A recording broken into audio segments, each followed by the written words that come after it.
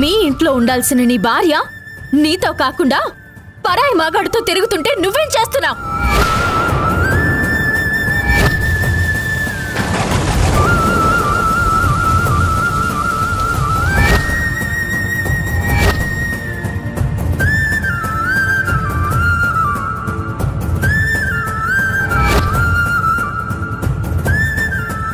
వాణి,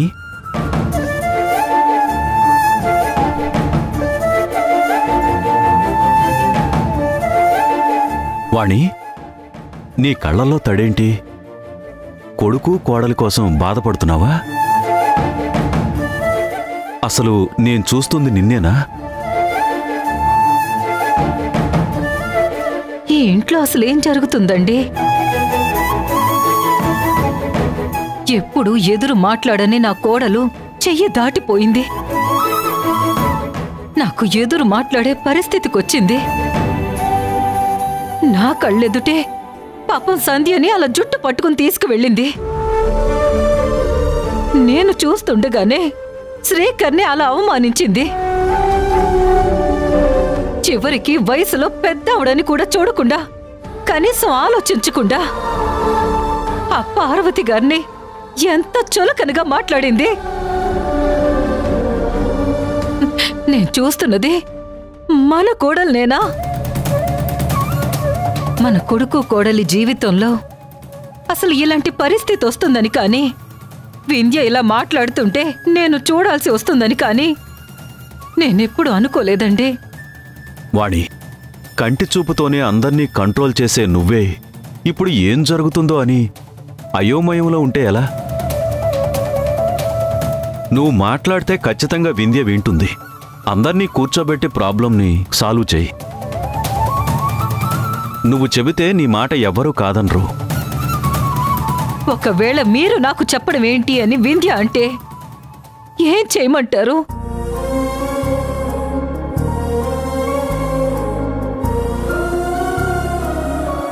నాకు జరిగినట్టే మీ లైఫ్లో మీకు జరిగుంటే తెలిసుండేది అత్తయ్య అన్నమాట తన నోటి నుంచే వచ్చింది.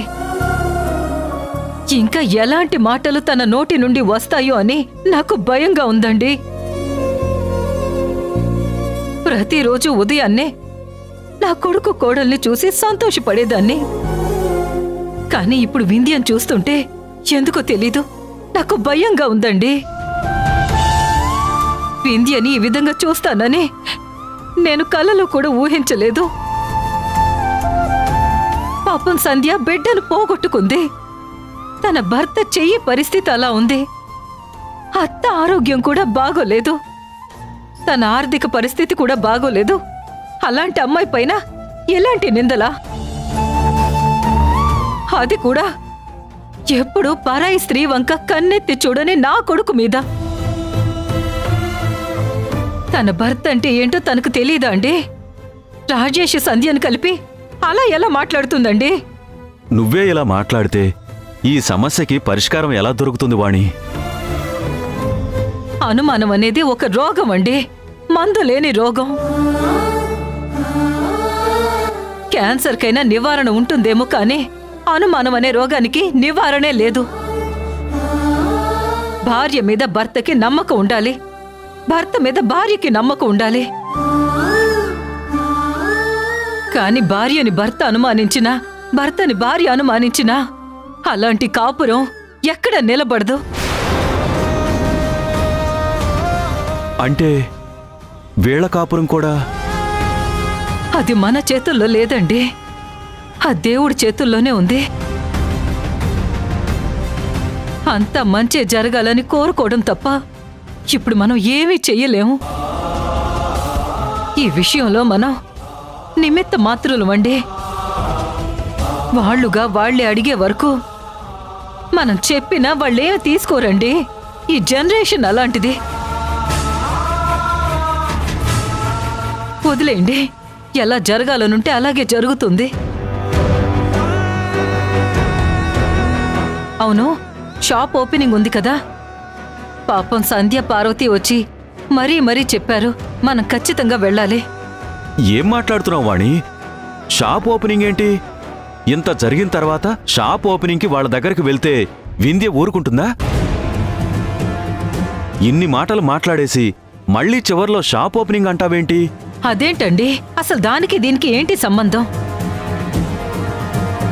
సంధ్యను తప్పు పడుతుంది, మిస్అండర్స్టాండింగ్ చేసుకుంటుంది వింధ్య, మనం కాదు కదా.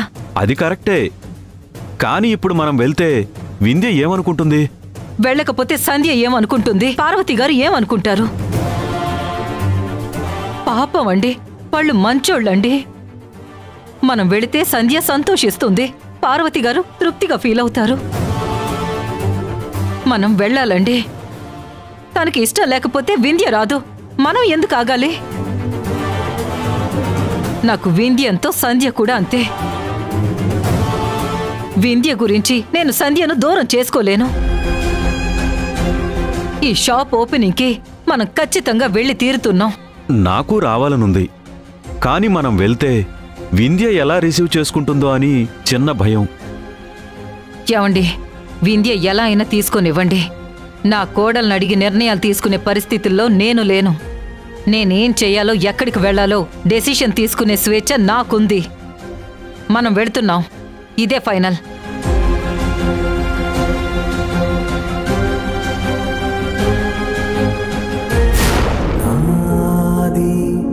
నాదన్నదేది నీతో రాలేను అంది, రాసుందిలే ముందే సమయం, తెలిసున్నదే తప్పదని పయనం.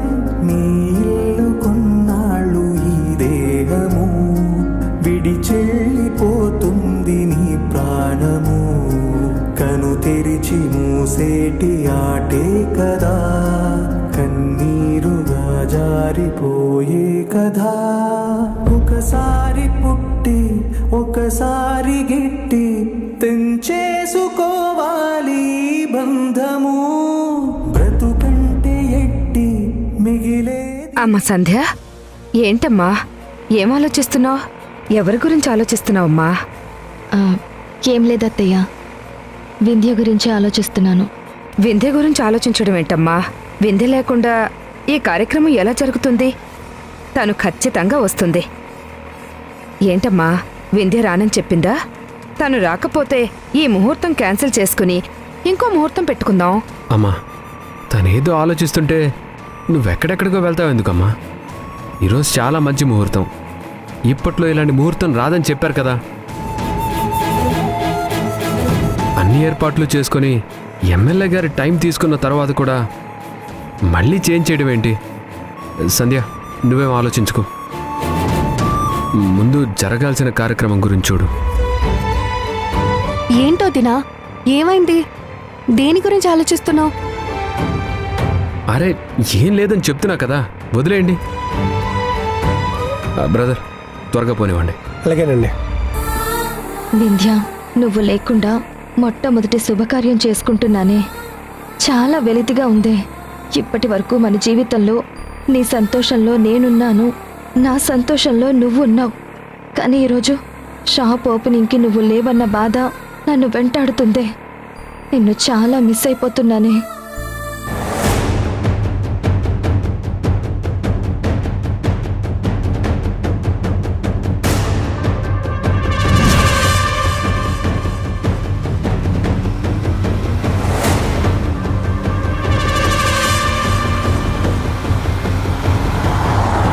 అన్నా, తొందరగా పోనివరా అన్నా, మా ఆయన్ని పట్టుకోవాలి, లేకపోతే కొంపలు మునిగిపోతాయి.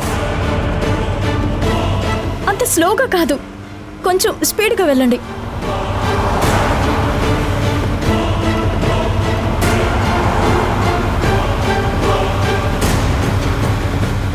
అసలు మీరు ఇంత ఉదయాన్నే ఎక్కడికి వెళ్తున్నారు? నిజం చెప్పండి, సంధ్య దగ్గరికే కదా వెళ్ళేది? ఎందుకు వింధ్య నువ్విలా తయారయ్యావు? ఈరోజు షాప్ ఓపెనింగ్కి నువ్వక్కడ లేవని సంధ్య గారు ఎంత బాధపడి ఉంటుందో నాకు తెలుసు. ఎంతో సంతోషంగా ఉండాల్సిన స్నేహితులు శత్రువులుగా మారడమేంటి? వీసా పని మీద వెళ్తున్న నన్ను కూడా తప్పుగా అర్థం చేసుకొని అనుమానించడమేంటి? ఎలా ఉండాల్సిన లైఫ్ ఎలా అయిపోయింది వింధ్య? ఒక చిన్న అనుమానం ఇన్ని జీవితాలని తారుమారు చేస్తుందని తలుచుకుంటేనే భయం వేస్తుంది. కొంచెం తొందరగా వెళ్ళండి అన్నా.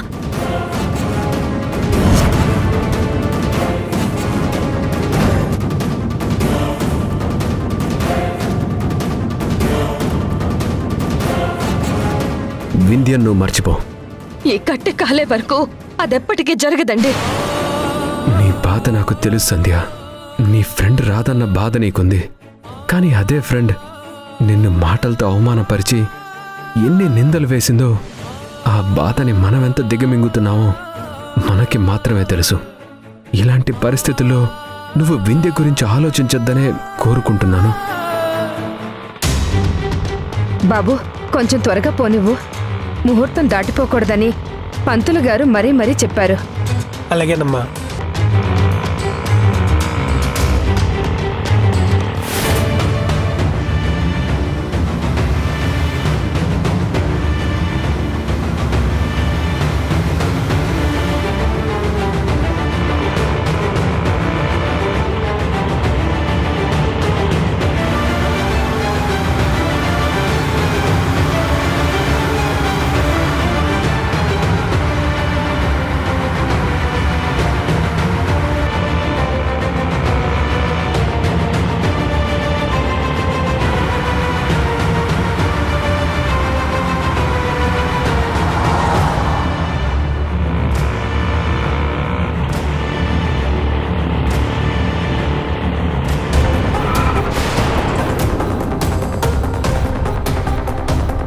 ఏమైంది? ఏదో ట్రబుల్ వచ్చింది సార్, దిగి చూడాలి.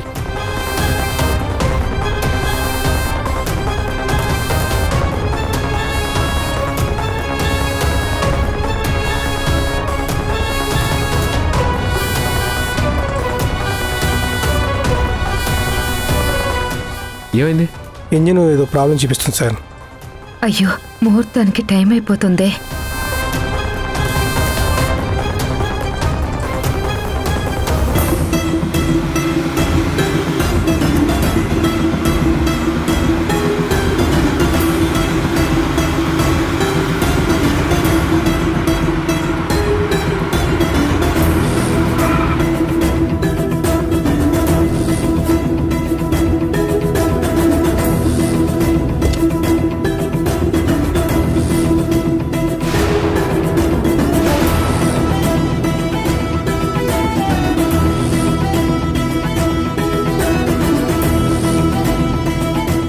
అన్నా, ఇక్కడ ఆపండి, ఇక్కడ ఆపండి.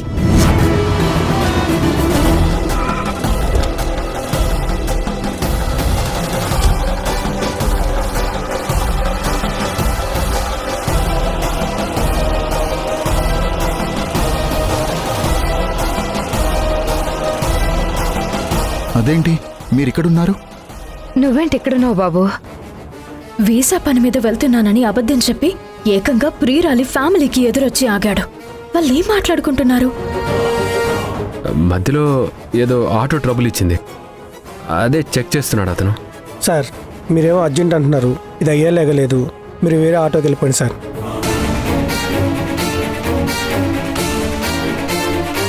ఇదేంటి అందరూ ఆటో దిగి రోడ్డు మీద నుంచున్నారు? ఈయనేం చేస్తున్నారు? ఈ డ్రామా అంతా ఏంటి?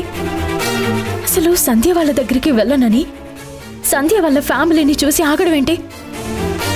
వాళ్ళతో డిస్కషన్ పెట్టడం ఏంటి? ఏం జరుగుతుంది? నేను వీసా పని మీద అర్జెంటుగా వెళ్ళాలండి, వెళ్తాను. బాబు రాజేష్, ఒక్క నిమిషం. నీకు తెలుసు కదా రాజేష్, ఈరోజు మా షాప్ ఓపెనింగ్. ముహూర్తానికి పూజలో కూర్చోవాలి. ఇక్కడేమో ఆటో ఆగిపోయింది. ఇటువైపు ఏమీ ఆటోలు కూడా రావటం లేదు. అత్తయ్య, మనం వేరే ఆటో చూసుకుందాంలే.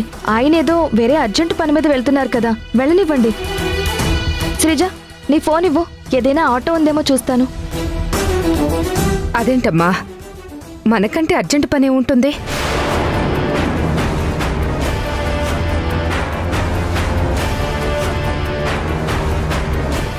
ఏం రాజేష్ బాబు, ఈరోజు మా షాప్ ఓపెనింగ్కి మీరు రావట్లేదా?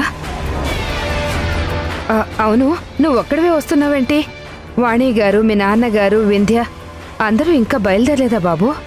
అందరూ బయలుదేరి వచ్చేస్తున్నారు. నాకు చిన్న పనుంది. వింధ్య అయినా ముందు రావాలి కదా. ఒకసారి వింధ్యకి ఫోన్ చేయి.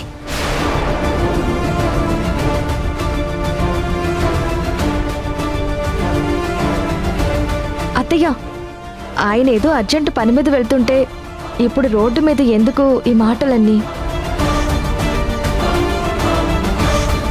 వదినా, ఇక్కడ సిగ్నల్స్ రావట్లేదు, క్యాబ్ ఏమో బుక్ అవ్వట్లేదు, ఇటు వెహికల్స్ కూడా ఏం రావట్లేదు వదినా.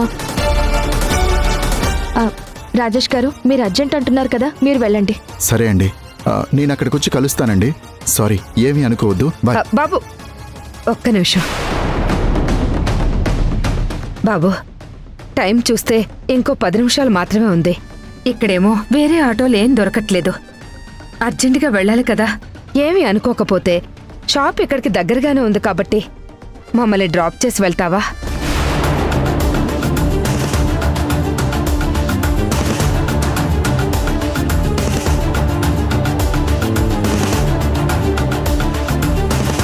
అమ్మా, ఏం మాట్లాడుతున్నావు? పాపం ఆయన అర్జెంటుగా వెళ్ళాలంటున్నారు కదా. అత్తయ్య, మీరెందుకు ఇలా ఆలోచిస్తున్నారు? అన్నయ్య, అమ్మ ఇప్పుడు ఏమందని? జస్ట్ డ్రాప్ చేయమని చెప్తుంది, అంతే కదా. దానికే మీరెందుకు కోపడుతున్నారు, ఎందుకు కంగారు పడుతున్నారు? ఏంటమ్మా సంధ్య, రాజేష్ మనల్ని డ్రాప్ చేయకూడదా?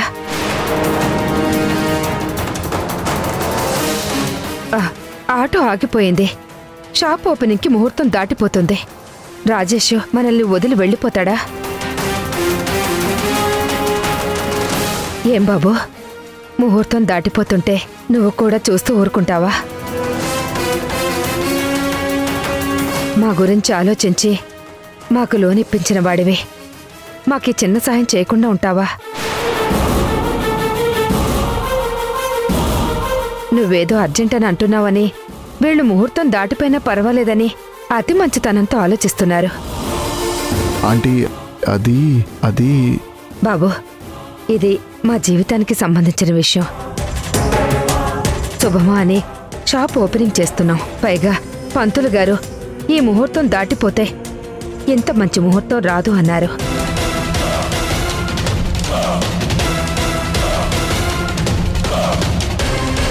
మాకంటే, మా కుటుంబం కంటే నీకేది ముఖ్యం కాదని మీరెన్నోసార్లు చెప్పారు.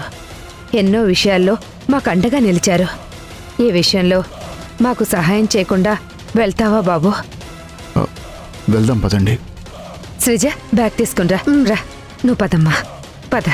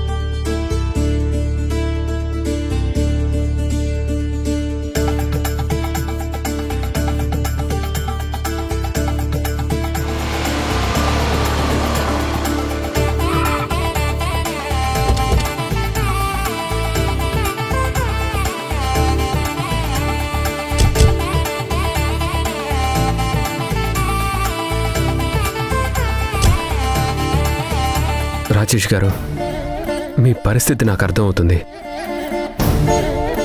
ఇలాంటి సిచ్యువేషన్ వచ్చినందుకు నిజంగా నేను చాలా బాధపడుతున్నాను. I'm very sorry. అయ్యో, సారీ చెప్పాల్సింది నేనండి. నేను మంచి చేయడానికి ప్రయత్నించాను, కానీ మంచి చేయకపోగా అది చెడయింది. నా భార్య మిమ్మల్ని బాధ పెట్టింది, సంధ్య గారిని బాధ పెట్టింది. నా వింధ్య వల్ల మీ మనసుకి గాయమైతే నన్ను క్షమించండి. లేదండి, మేం బాధపడడమే కాదు, మీరెంతగా నలిగిపోతున్నారో కూడా నాకు తెలుసు. మీరొచ్చినా రాకపోయినా మేం తప్పుగా తీసుకోం. మేం వింధ్య మాటలతో అప్పుడప్పుడు మాత్రమే బాధపడుతున్నాం. కానీ ప్రతిరోజు ఆ ఇంట్లో ఉంటూ వింధ్యతో మాటలు పడుతూ మీరెంతలా కుమిలిపోతున్నారో నేను అర్థం చేసుకోగలను. దీనికి ఏదో ఒక చోట శాశ్వత పరిష్కారం దొరుకుతుందని ఆశిస్తున్నాను. ఎక్కడ పరిష్కారం దొరుకుతుందండి? ఇప్పుడు చూడండి, నా దారిన నేను వెళ్తున్నాను.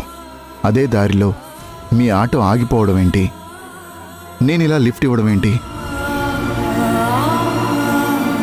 ఎనీవే, మీ అమ్మగారికి విషయం తెలియదు కాబట్టి ఆవిడ్ని బాధ పెట్టడం ఇష్టం లేకే వచ్చాను.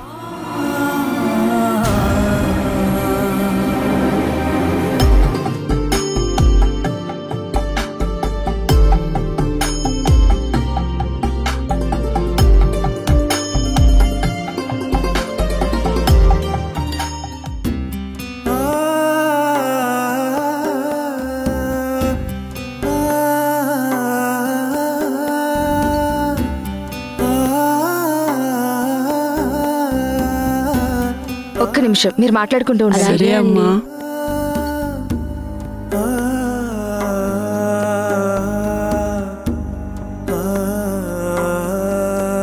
రాజేష్ గారు, మీరు ఇక్కడి నుంచి వెళ్ళిపోండి.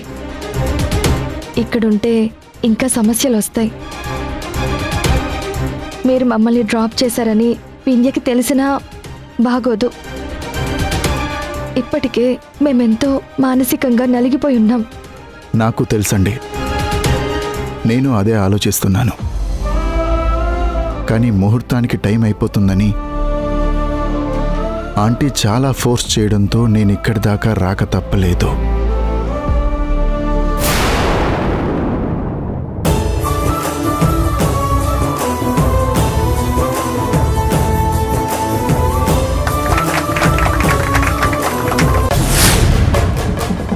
ఆ సంధ్య వల్ల మనశ్శాంతి లేదు అని బాధపడుతుంటే ఒక్కరు కూడా నా గురించి ఆలోచించకుండా కుటుంబం మొత్తం వెళ్ళి షాప్ ఓపెనింగ్ చేశారు. నా దగ్గర దక్కనంత సుఖం అదేనిచ్చిందండి.